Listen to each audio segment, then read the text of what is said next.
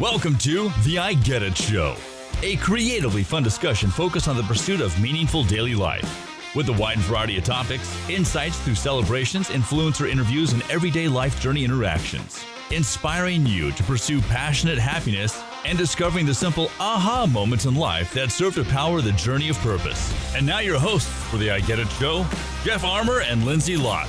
Welcome to the I Get It Show. I'm Lindsay. Hi, Lindsay. Glad you could join us, What Jeff. is up? I know you tried real hard to sabotage this episode today, right. but here we are. Right, I felt like I would get in character. Yeah, That's right. what I was doing today. Brought the whole vibe and just dropping all these bombs. I can bring the vibe.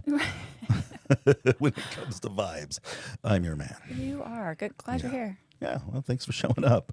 Yeah, right? Yeah. How are you? Always a good time. Always. So, just as an opening to the show, I have a couple of items on the agenda. Great. And one of them is that, so I've been going back and like listening to previous shows.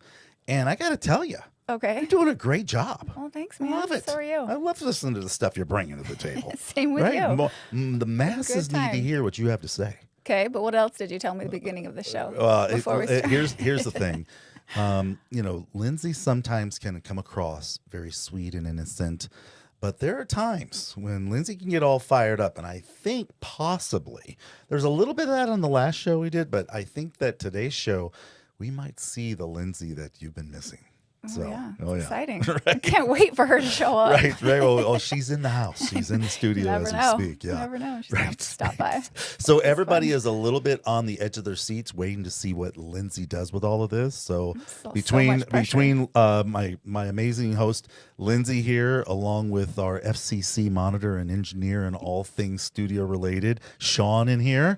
And hey, Sean, how are you? Welcome. And then we're going to get to Be Wise later. I'm sure that we're all going to be focused on Lindsay and what she's got going on. No, let's not all just focus on me.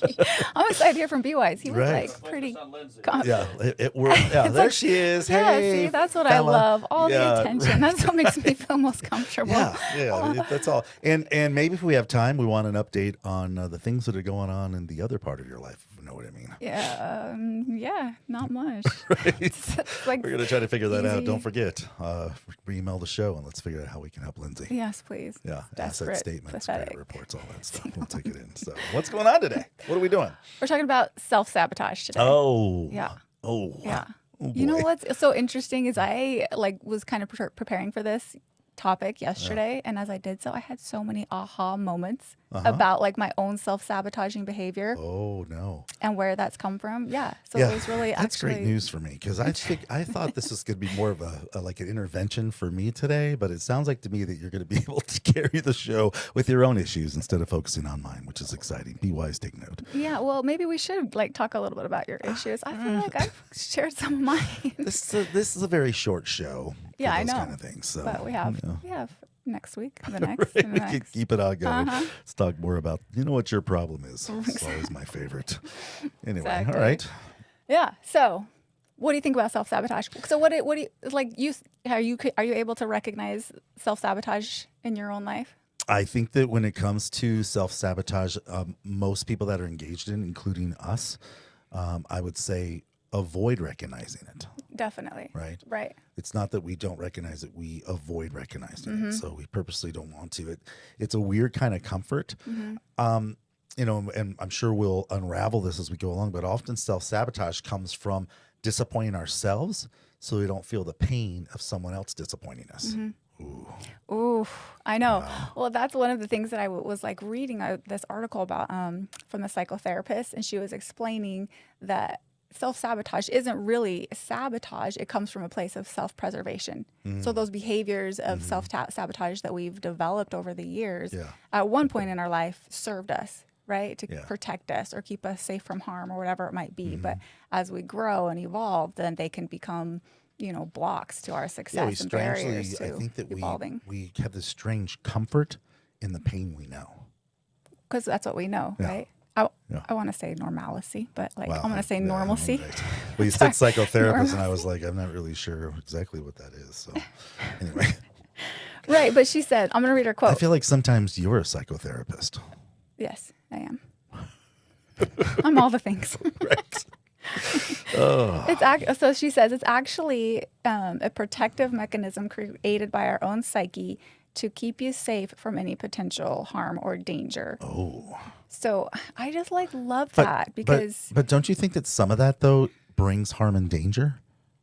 Right. But that's what I'm saying. That's how you recognize what it is. Like, Okay. because you were saying like it's difficult to recognize when you're sabotaging your own self. So how do you, when do you? For me, it's when I like find myself in a position where I'm like frustrated and disappointed over and again. And it's like reflecting on that and understanding why am I still feeling these things and recognizing those repeated patterns. Yeah. And then like reframing it in that way, like understanding that that's like why we developed those behaviors was to keep us safe at one point in our life.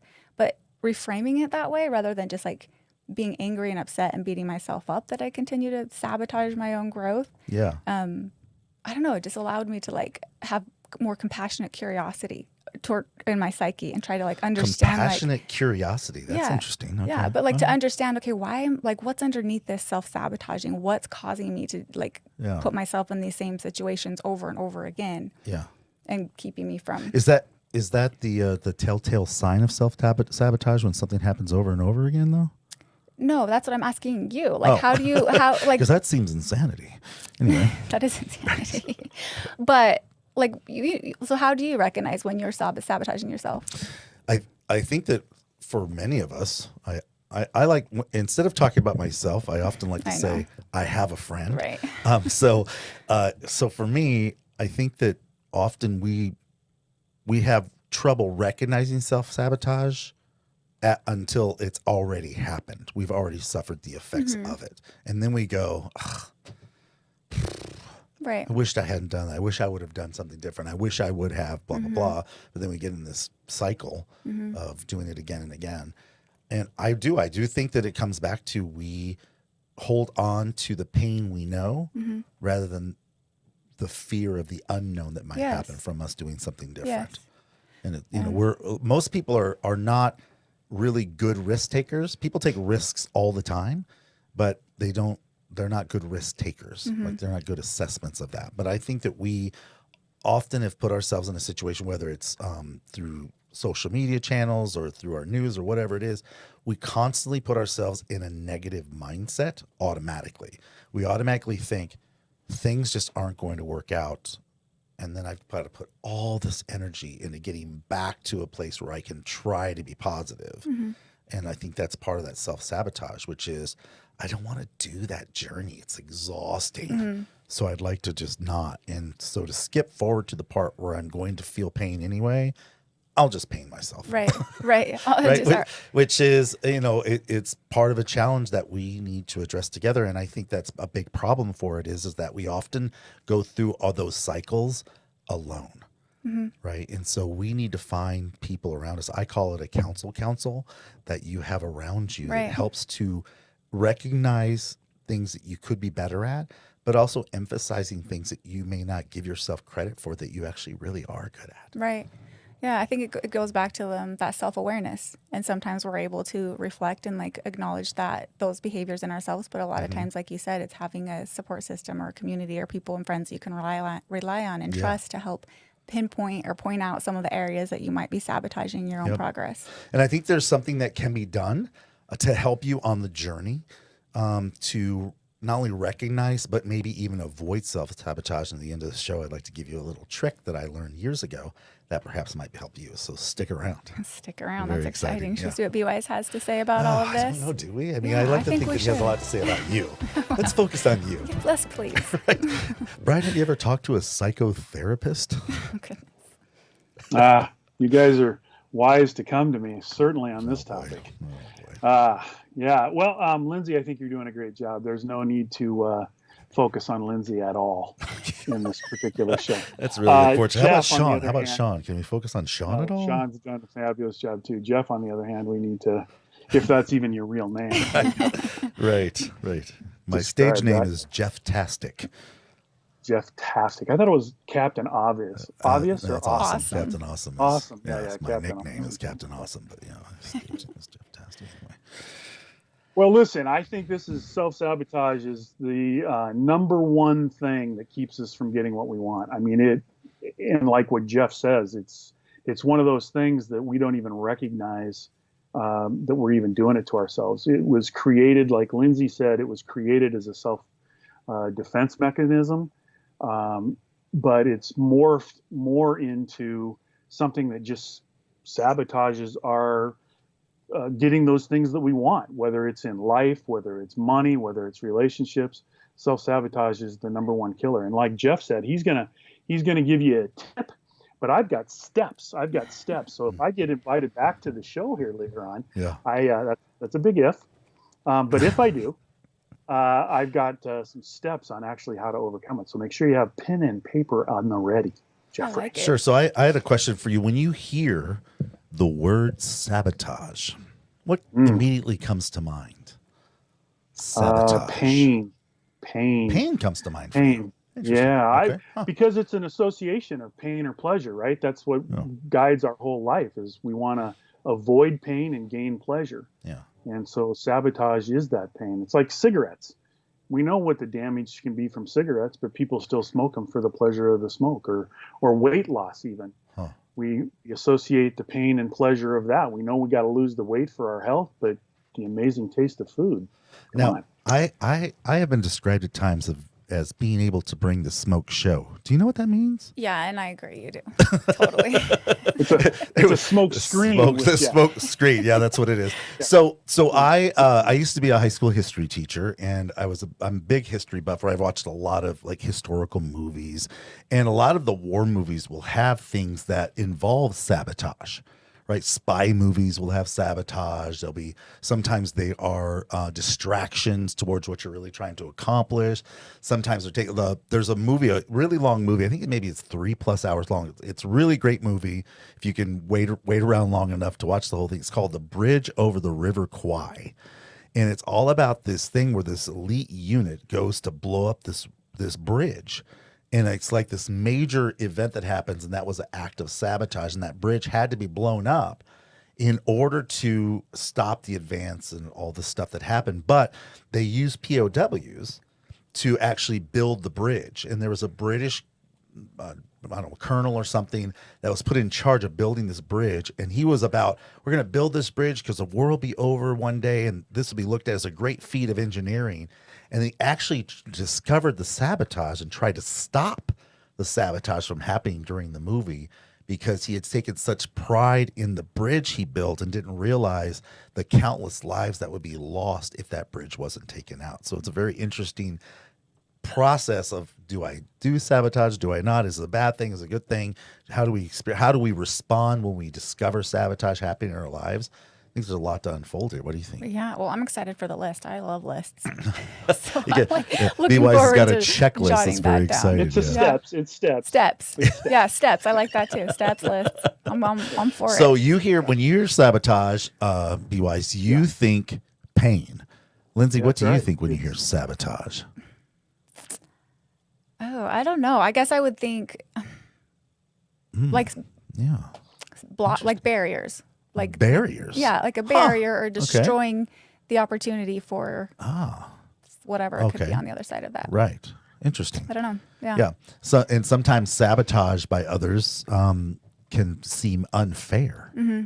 We can feel like we have been, I don't know, like taken advantage of or mistreated, or we've been deceived. Mm-hmm.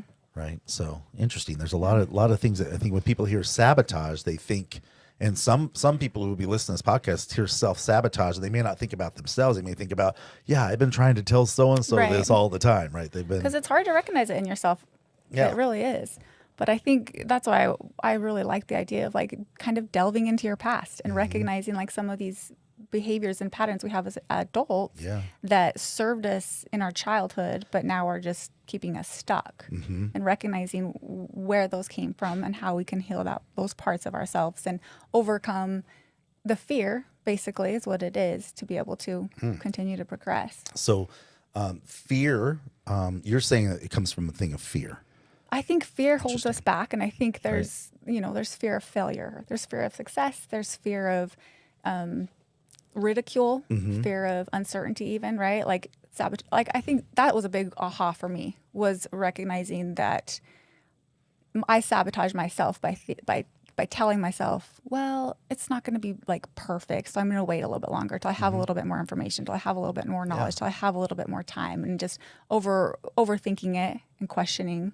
See, I would think a lot of people that interact with you, or perhaps listen to our podcast, or are involved with you in other arenas, look at you and go, she's really sweet. She seems she's got her act together. She's blah blah blah, right? They think positively of you. Like, they would never think that you would be a self-saboteur. Oh, well, goodness, that's very kind of you to say. I'm not sure I was saying that. No. I know you. Okay, but others, right? But others, when we look at people, we make assumptions, right? I'm sure there's a lot of people that assume that because of the way that you are, that you are a good authority to say this isn't a good way to do this. But you're saying you struggle just like everyone else. Oh, absolutely. I'm still learning. And like I said, just today last night, there were so many aha moments where I was like, oh, okay. That's why I continue to do these certain things, because I'm, afraid, or because of whatever happened in my past is still showing up now, and I need to like overcome that. Well, I think what I'm listening to hearing you saying, I love that this has turned into a therapy session. With Always. So Somehow it like always very seems excited to. for It's that's weird. my favorite part. What it sounds like to me is that in order to make the aha or the progression that you're talking about, you really have to have an open mind. Right. Yeah. And like brutal honesty with yourself. Yeah. Because it's easy to, like you said, think like, I got my shit together. It's all good. Right. But there's always room for like healing and improvement and progression. Yeah, and I think that sometimes self-sabotage can come from, and we have some great podcasts you can listen to about comparisons, and that can come from comparisons where I could never be as good as this person. Or in the other end, we're like, well, at least we're not as bad as blah, blah, blah. When really we should be on a pursuit of becoming the best version of ourselves that we were created to be, as opposed to compared to someone or something else. Right. That's so true. Yeah. And don't you think, excuse me, a lot of times too, we're afraid of what other people will think of us, or like what if we, if we feel like called to do a certain thing, whether it's in career, relationships, or whatever, we stop ourselves because we're afraid of that ridicule, or afraid of other people's opinions, or how we'll be judged. And that's so unfortunate, because I think most of the time people don't really care about us. And that's a whole nother podcast is about, do we really care what others think about us? And I found the people that say, I don't care what anybody thinks about me, they're really not the greatest people to be around. So that's the weird kind of balance we have to figure out, whereas opposed to we still have to grow better together, which causes us to need to know what others may think or say about us or perceive us to be. Because sometimes those perceptions aren't wrong, they're right. And maybe we need to make an adjustment, or maybe it's something that emphasizes who we've been trying to be, and someone's recognized that we weren't even trying to impress with it. So I think there are a lot of ways that we could do this, but I still come back to that same thing. Like, achievement is something that I think is within us, and we want to achieve something. If we can find what our purpose is, we want to achieve that. But we really have this fear that you're talking about of being disappointed. Right. Right. We don't want the situation doesn't work out. We're disappointed. The person that we asked to help us doesn't. So we're disappointed. We feel like we really want to accomplish, but we don't have all the tools, or we don't have all the things in place. And so we're disappointed, and our disappointment becomes debilitating. And then we say, man, I don't want to be disappointed again. It's the same way like with your dating life. You don't want to be disappointed again. So you're not willing to go through the process because there's so much disappointment. And I get it. I totally get it. I think that's the way it is in relationships. We set ourselves up because most relationships at some point are going to disappoint us. Right. And so that's the self-sabotage part, is to go, well, because I don't want to be disappointed. I don't want to feel that. I don't want to go through that. I'm going to make myself feel that, so that then I can't really be that upset with myself. Well, isn't that interesting? I've definitely been at that point in my life where, if we're talking about relationships, where I've just totally closed off, not going to date anybody, like it'll just cause pain and all the things. But then it's like a self-fulfilling prophecy, right? Then I just created this scenario where I'm isolated and lonely and unhappy. So it's interesting how we think we're protecting ourselves, like you said, from disappointment. But I've also been in my life where I have felt like there's something that I want to accomplish, and I haven't even taken the steps because I didn't have enough confidence or whatever it might be. And then I just I live in that disappointment, and it's so frustrating. So it's like, what's the point of not even at least trying? Because and I think there are failure, people that have come in and out of your life to encourage you along the way, right? So it reminds me of a story where there was this flood coming. This is a age-old story that most of you probably know, but basically these people, they knew this flood, the river had overflowed its banks, so this flood was coming, and so the streets were filled with water, and these people said, we're going to pray to God, and we're going to make sure that blah, blah, blah happens. We're going to get rescued. And so this army truck comes by and goes, hey, the waters are rising. Get in the truck, right? And they're, no. We pray to God's going to send us something to do, right? And so they go to the second floor of their house because the water kept rising, came inside their houses. So they're outside, and a boat comes by and goes, hey, we're here to take you away. The waters are rising. No, it's okay. Go on. God's going to save us, right? And so the water keeps going up, and they go on the roof, and the roof's there, and the helicopter comes by, and hey, the water's getting really deep. It's going to cover your house soon. Let us rescue you. No, God's going to help us. Don't worry. We prayed about it. And then they drowned. Right. And so when they get to a situation where they can ask, God, what happened? And God goes, well, you prayed to me, and I sent you a truck, I sent you a boat, and I sent you a helicopter. What else can I do? Right. Exactly. And so in our world, there's a lot of times when things come into our lives, but because we're so hung up on our discomfort that we've come so ingrained with that discomfort being part of our life that we miss the people around us, the opportunities around us that could actually elevate us. And so I feel like when we are willing to take risks, that often opportunity can find us, whereas before when we were closed down, we were saying nothing ever works out for me, that opportunity just seems to just move on. And we wonder, why is this happening to me? And often it's because we maybe doing it to ourselves. I agree. Yeah. Like I really think sometimes we're our own worst enemies in our lives and in our opportunities for progression and for meaningful connections and, fulfilling our own purpose in our lives. I was thinking if you wanted to recognize this, it would be great to have some sort of like a steps or a checklist or something, right? Be some sort of thing we could go, how do we like find out what this is? If we were to say, wait, I need to check myself. Where could I go to? Are there some steps that I could check in on? I have a weird feeling that BeWise might have like some sort of steps or Well, it checklist concerns me because you have a lot of weird feelings. I know I do. Thank you for pointing that out. Right. It explains Saturday nights. Oh, goodness. Anyway, back to you. Brian, BeWise has a checklist. Yeah. I got great news for Lindsay there. The great news is I have steps to fix it, as you said. What are the odds? This is easily fixable, and this is the good news of this whole thing. It's amazing. Right. What we have to do, I did notice that I'm in an undisclosed location, and it's very sunny here, and I spent all day out in the sun yesterday, and I noticed that perhaps I need a little makeup where my sunglasses were. Yeah. I didn't get quite. I don't get that because I wear my sunglasses at night. Good. All right. Well, we can fix that. All right. So steps. Are you ready? You ready to write I'm this ready. down? You got a pen? Totally. You got a pen and a paper? All right. Excellent. Hey, all right. you people listening at home, if you're in your car, make sure that you postmark this or whatever you do with these things and come back to it. But if you're listening in a place where you can grab something to write down with, like Lindsay is. I'm very studious. Get ready to go. So what we have to do, we have to reprogram our brain. We have to put a new neural association with the pain.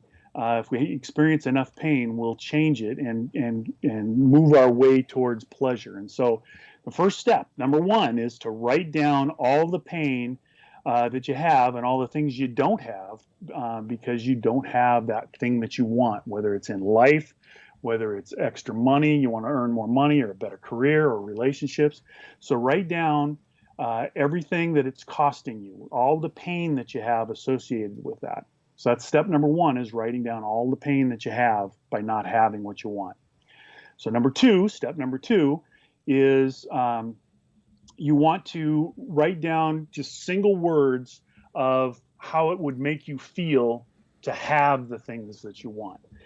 Just a single word that is associated with having a better life, having a better career, having more money, or having that relationship that you desire. So that's step number two. So what we have to do is we have to associate enough pain with that thing in order so that we can change how we view the self-sabotage and the pain. So step number three is write down all the ways your life will be enhanced by having the thing that you want. So all the things that is going to enhance your life, that's step number three, is to write down all those ways your life will be enhanced. Number four, you need to attach a new positive, empowering belief to the old limiting belief. For example, people say money isn't everything. And by saying that, what you can do is you can change that association by saying, well, you're just not shopping in the right places. Or money doesn't grow on trees. And you could change that association by saying, you're right, it doesn't grow on trees, but it grows from the ideas that I cultivate in my mind, and I can do that. So you have to change how you view that belief with a new empowering belief. Number five, you have to daily condition your mind to have the thing that you want. You have to daily go through this and condition. So you want to avoid that pain to gain that pleasure. So you got to eliminate those negative beliefs. So when you start to do this, you'll start to suddenly see the things suddenly appear before you. It's like you decided you wanted to buy a car where before you never saw that car, and all of a sudden you're seeing that car everywhere. That's what will happen with your subconscious mind. Suddenly you'll start to see these things. Only two more steps, Lindsay, only two more. So number six, you want to find a role model, somebody that's already has the thing that you desire, and do that. And I'll tell you a quick story. When I was in college, I was trying to decide what I wanted to be in my life. Knew I wanted to be successful. I knew I wanted to make money. And so I started to go around and find the people that were driving the cars that I wanted to drive. And I found out that they were doctors and lawyers, and that seemed like a lot more school and a lot of reading that I didn't want to do. And then there was another group that were salespeople, and I thought, yeah, I could be a salesperson. So the guy told me when I got out of a Porsche, and I asked him what he did, and he said he was in sales, and he says, you got to have a lot of clothes. And I said, I don't have very many clothes. And he was talking about a completely different kind of clothes. But so then number seven is you have to put yourself in a position to be a giver. If you have an abundance in your life of things, then you feel like you can be a giver of your time, your energy, your money, and you can be that giver. If you don't feel like you're in an abundance situation, then being a giver isn't that, you don't have that feeling is that you want to be a giver. And so if you can just turn that switch around and say, I'm going to be a giver in my life of my time, energy, money, then that will help you to make that association of the positive. So those are the 7 steps, Lindsay, that will actually change your self-sabotage into a positive thing. I actually love that. Thank you. I like welcome. The two takeaways I would take from that is manifestation. That's a real. There were 7 of them, Lindsay. I know, but I'm just summarizing. She's pulling out the 2 that she's going to apply. No, but the overall, the abundance mindset, having an abundance mindset, and then just manifestation, envisioning what you want for yourself, and subconsciously knowing that that's a possibility for you and you're capable of accomplishing those things. And that does manifest in real life. I think that, so Be Wise, I had one more question for you. And that was, I think that often people wait till they have it all before they're willing to be givers. Right. And I think that often we get that backwards, right? Whatever you are. Correct. Yeah. So what do you think about that? What do you think about the abundance mindset has to start before you even have abundance? That's right. Live as if, right? Live as if. That's a good one. And that's what you got to do. You got to become that giver in your mind. You have to have that mindset to be a giver, and then abundance will come to you, and you'll be able to give just naturally. Yeah. And by giving, you suddenly start to receive. Things open up in your whole universe, and you'll start to receive. So here's what I'm curious about. If you're listening to this podcast, and Be Wise can kind of chime in on this as well, is that, so you want to check yourself. Where am I right now in my mind? What am I doing? Why aren't things working out? Why do I feel like I'm making these decisions that bring this pain or whatever? This is a really good steps to go back to and say, am I doing this? Am I doing that? What can I do to be? So you take that step, that first step. So Lindsay, tell us what the first step, since you wrote it down. The first step is write down all the pain that you have in your life, right, or don't have because you don't have what you want. Right. So the things you don't have. So the first question you might want to ask yourself is, have I wrote down the things. Start there, right? Ask yourself that question. Here are the steps that Be Wise has given you. Now go back to these steps and ask yourself that question, because asking yourself that question will put you into action, will allow you to be distracted from your problem and say, I can now focus on potential solutions. What do you think, Be Wise? I love it. I love it. And this is a whole big session that's way longer than our 35 minutes we have here.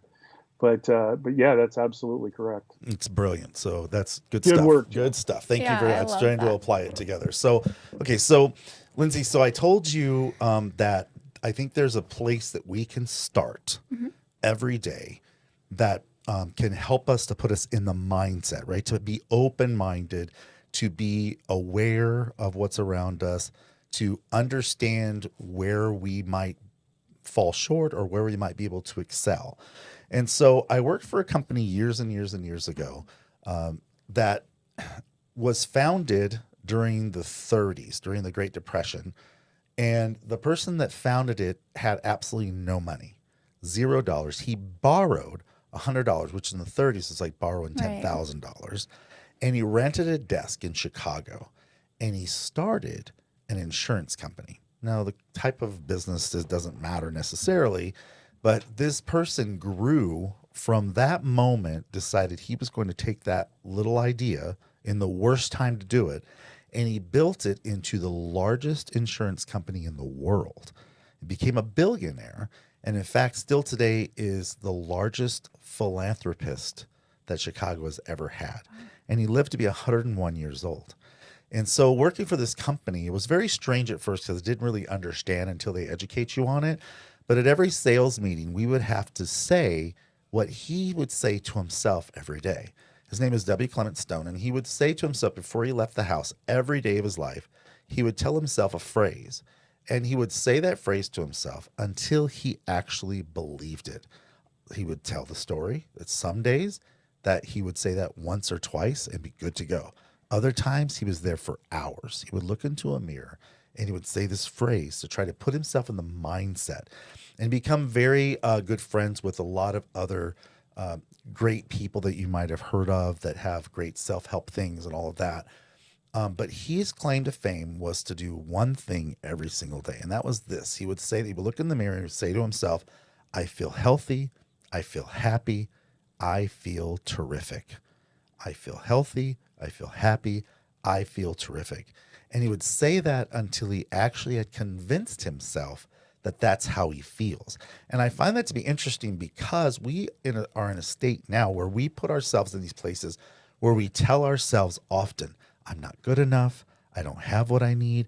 I'll never have what they have. Nothing ever works out for me. Like we put ourselves in these places. And so we have to be diligent in our process every day to say, I feel healthy. I feel happy.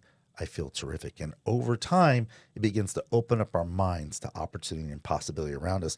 And we'll be able to recognize self-sabotaging moments. And then we can get into the steps that will take us to abundance, which is really great stuff that we learned today. What do you think? Absolutely. I love that. I'm all for affirmations. Yeah. And negative self-talk is so incredibly destructive and harmful to us and sabotages our growth. And it's so all the time. common. That's the crazy part. It's so common that we are don't even bombarded. realize it It's like, sometimes. it's part of our daily interactions is that we don't even realize the negative things that are constantly being poured into us. Or that we tell ourselves, like absolutely. come from We within repeat us. those, right? Where we get them from. Right. Yeah. So I think that's really powerful to say those affirmations until you believe them. Like I've said a lot of affirmations, but I think adding that on, until you actually believe them and that resonates with you. Yeah, That's where I the think change there's takes a place. step that you can also take in addition to telling yourself this. You can tell this to your significant other. You can tell this to your children. You can tell the people that you interact with on a daily basis. Lindsay, I want to let you know that you feel healthy, you feel happy, you feel terrific. And you can argue with me and I say, Lindsay, Right. And just keep saying. here's what I see in you. Yeah. I see health and happiness. Yes. I think you're terrific, right? There's ways that we can speak life into each other So to true. put ourselves on it. So And it true. doesn't have to be these monumental moments of but literally our show is based upon that one little thing that says, I can do that. Right. And today I can do that. I can say, you know what? I have some steps, but the first thing I need to do is be able to tell myself something different. And today, no matter where I'm feeling, no matter if I'm even sick today, I tell myself I feel healthy. Right. Right? I'm have a lot of stuff going on. I feel bad, I feel sad, but I feel happy today, right? I feel amazing. I feel terrific, right? That's where I think that's a great place to start any day for sure. And I think that will, help you be successful in all of your life. Oh, one last quote I wanted to share is by an author of this book called Top 5 Regrets of the Dying. Huh. And she says, they wish they had the courage to live a life true to themselves. 76% of people regret that they didn't fulfill their ideal self, meaning they didn't achieve their hopes and dreams. Yeah. I don't know. I like thinking about death. That might sound crazy, but I don't. Right. I just don't want to be on my deathbed and have regrets that I didn't do more. We'll say to ourselves, I wish I had more time. I wish we had more time. Thanks for listening. Join us on our social media. Thanks, guys. Thanks, Be Wise. You've been listening to The I Get It Show. Witty and insightful conversations about nothing, discussing how our daily lives are influenced by everything. Feel free to reach out. theIGetItShow@gmail.com.